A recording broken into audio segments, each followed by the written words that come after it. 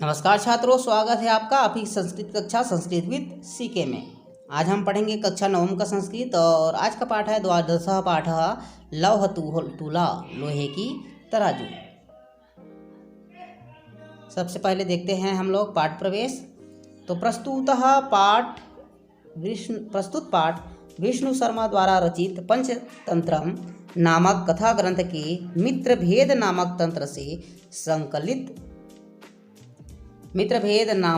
से संकलित है। इसमें विदेश से लौटकर जीर्णधन नामक व्यापारी अपनी धरोहर तराजू को सेठ से मांगता है। तराजू चूहे खा गए हैं ऐसा सुनकर जीर्णधन उसके पुत्र को स्नान के बहाने नदी तट पर ले जाकर गुफा में छिपा देता है। सेठ द्वारा अपने पुत्र के विषय में पूछने पर जीर्णधन कहता है कि पुत्र को तो बाज उठा ले गया। इस प्रकार विवाद करते हुए दोनों न्यायालय पहुंचते हैं, जहां धर्माधिकारी उन्हें समुचित न्याय प्रदान करते हैं। तो यह जो है, चलिए पाठ प्रारंभ करते हैं। आसीत कस्मिंश्चित् अधिष्ठाने जीर्णधनो नाम बड़िक पुत्रः। किसी अधिष्ठान पर, किसी स्थान पर जीर्णधन नामक व्यापारी पुत्र रहता था। किसी अधिष्ठान या स्थान पर जीर्णधन नामक व्यापारी पुत्र रहता था।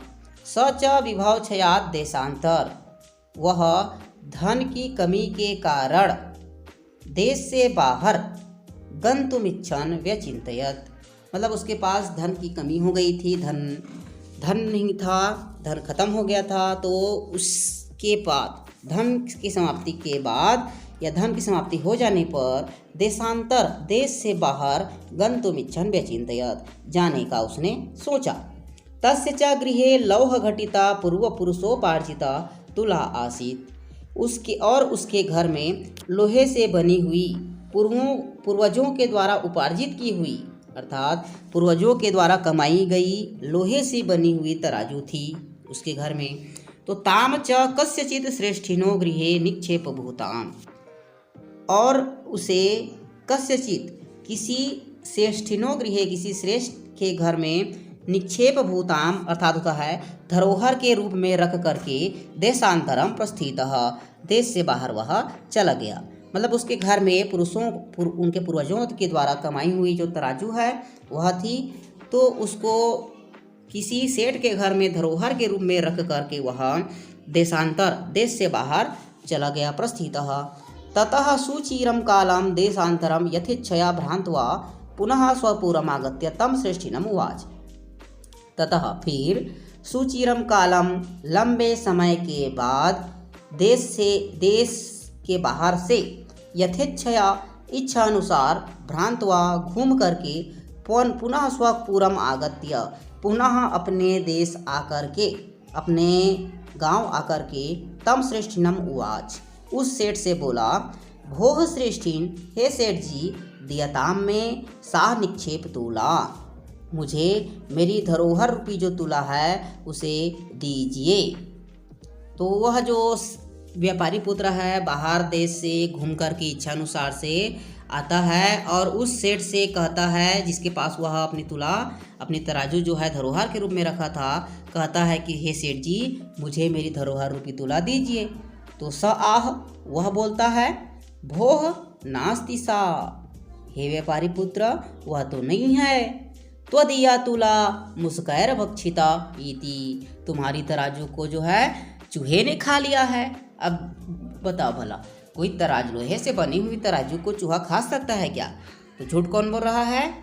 हाँ, वो जो सेठ है वो झूठ बोल रहा है, कहता है कि तुम्हारी तराजू को तो चूहे ने खा लिया।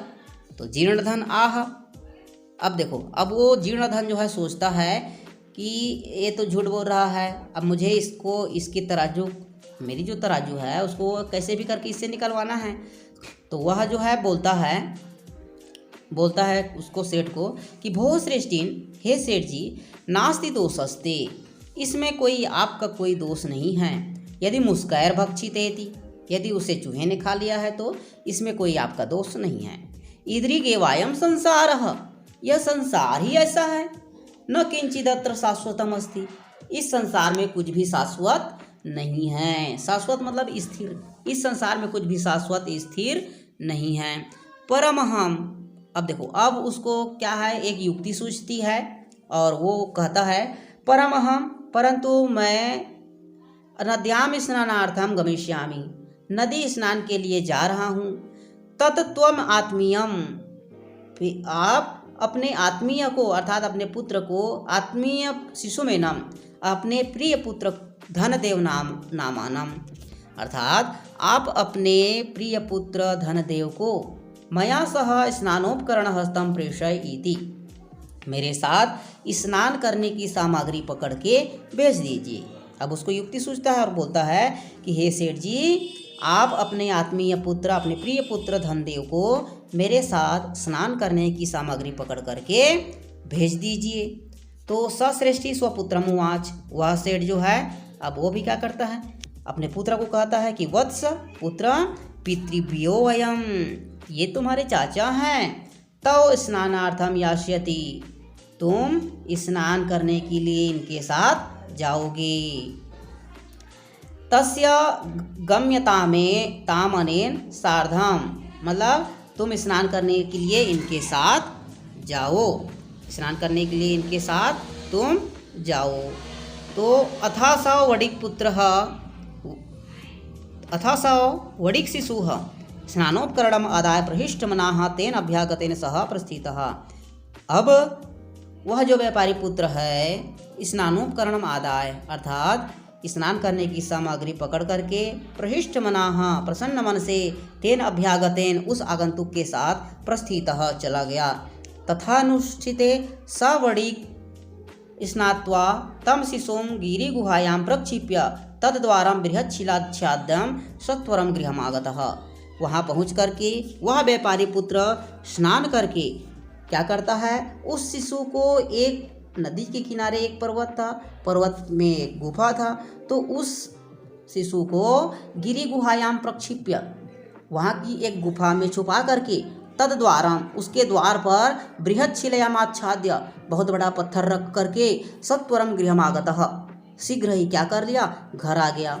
अब वो तो उसका तराजू नहीं दे रहा था, तो अब इसको युक्ति सूझता है, उसके पुत्र को स्नान करने के लिए लाया जाता है, अच्छी तरह से वो लोग स्नान करते हैं, फिर उसको गृह एक गुफा में छुपा करके उसके दरवाजे पर बड़ा पत्थर रख देता है और शीघ्र ही घर आ जाता है।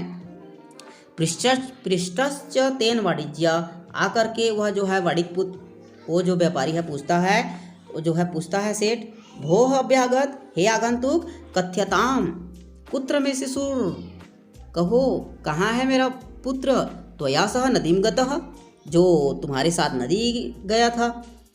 तो स आह, वह बोला, नदी तटास्त, नदी तटात् स सेनेन हृतः, उसे तो नदी के तट से बाज उठा करके ले गया, हरण करके ले गया। वह बोलता है कि नदी के तट से उसे बाज उठा करके ले गया। तो श्रेष्ठ याह, वह जो है सेठ बोलता है, मिथ्यावादीन, हे झूठ बोलने वाले, किम क्वचित सियेनो बालम हर्तुम शक्नोति, क्या किसी बच्चे को बाज उठा करके ले जा सकता है, हरण करके ले जा सकता है। तत्समर्पय में सूतम, मेरा पुत्र मुझे समर्पित कर दो, अन्यथा राजकुले निवेदयिष्यामि इति, अन्यथा मैं उसे अन्यथा राजकुल में मैं निवेदन करूँगा, राजा के पास जा कर के मैं गुहार लगाऊंगा, निवेदन करूँगा। तो स आह, वह बोला, भोः सत्यवादीन, हे सत्यवादी, यथा सियेनो बालम न नयति, जिस प्रकार से बाज बालक को नहीं ले जा सकता, तथा मुष्का अपि लौह घटिताम तुलाम न भक्ष्यन्ति, तब चूहा भी लोहे से बने हुए तराजू को नहीं खा सकता। यदि बच्चे को बाज उठा करके नहीं ले जा सकता, तो लोहे से बने हुए तराजू को भी चूहा नहीं खा सकता। तदर्पय में तुलाम, अतः मेरा तराजू जो है मुझे दे दो, यदि दारकेड़ प्रयोजनम, यदि अच्छा चाहते हो तो। एवं विवाद मनो, ऐसा विवाद करते हुए, तौ द्वावपि राजकुलम गतो, वे दोनों राजकुल चले गए। तत्र सृष्टि तार स्वरेण प्रवाच, वहाँ जा कर के सेठ को जोर से बोला, सेठ जो है जोर से बोला, राजकुल जा कर के सेठ जो है जोर से बोलता है, भो अब्रह्मण्यम अब्रह्मण्यम, घोर अन्याय घोर अन्याय, मम शिशुरनेन चौरेणा फरीतः इति, मेरे शिशु को इस चोर ने अपहरण कर लिया है। तो अत धर्माधिकारी स्तम ऊचूह, वहाँ जो धर्माधिकारी थे वे बोलते हैं, भोः हे आगंतुक समर्प्यताम श्रेष्ठी सूतः, इस श्रेष्ठ को उनका पुत्र दे दो। तो सा आह, वह बोला, किम करोमि, मैं क्या करूं, पश्यतो में नदिस्ततास्यनेन अपहृतः शिशुः, मेरे देखते ही देखते इसके बच्चे को एक बात जो है उठा करके ले गया। तो तत्श्रुत्वा ते प्रोचुः, उसे सुन करके वे बोले, भोः न सत्यमयि भीतं भवता किम स्येनेन सीतुं हर्तुं समर्थो भवति, यह सत्य नहीं है, क्या कोई बाज एक बच्चे को उठा करके ले जाने में समर्थ हो सकता है। सा आह, वह व्यापारी पुत्र बोला, भोः भोः श्रूयताम मद्वचः, हे राजन मेरे वचनों को भी तो सुनिए। तुलाम लौह सहस्त्रस्य यत्रा मुखादन्ते मूषिकाः, राजन तंत्र हरिच्येनो बालकं नात्र संशयः। तुलाम लौह सहस्त्रस्य, यदि लोहे सी बनी हुई तराजों को यत्र खादन्ते मूषकाः, चूहा खा सकता है, राजन तंत्र, हे राजन तो बाज भी बालक को उठा करके ले जा सकता है, इसमें कोई भी शंका नहीं है। तुलाम लौह सहस्त्रस्य, यदि लोहे से बने हुए तराजू को चूहा खा सकता है, तो हे राजन बालक को भी कोई बाज जो है उठा करके ले जा सकता है, इसमें कोई भी शंका नहीं है, इसमें कोई भी शंका नहीं है। ते प्रोचु कथमेतत्, वह कैसे। तो ततः सश्रेष्ठी सभ्यानामग्रे आदितः सर्वं वृत्तान्तं निवेदयामास, तब वह जो सेठ है सभाजनों के मध्य में प्रारंभ से लेकर के आदितः, प्रारंभ से लेकर के सभी वृत्तांत को निवेदन किया, बोला ततस्तैर विहर्ष्य, वहाँ जो सभी थे वे सभी हंसने लगे और दोनों को परस्पर संबोधित करके, परस्पर समझा करके तुला और शिशु प्रदान करके दोनों को संतुष्ट किए। मतलब व्यापारी को उनका तुला मिल गया और उस सेठ को उसका बच्चा मिल गया। तो इस प्रकार से आशा है यह जो कहानी आपको समझ में आ गया होगा, यह पाठ है आपको समझ में आ गया होगा। इस तरह से आगे वीडियो देखने के लिए चैनल के साथ बने रहिए, लाइक कीजिए, दोस्तों के साथ शेयर कीजिए। धन्यवाद।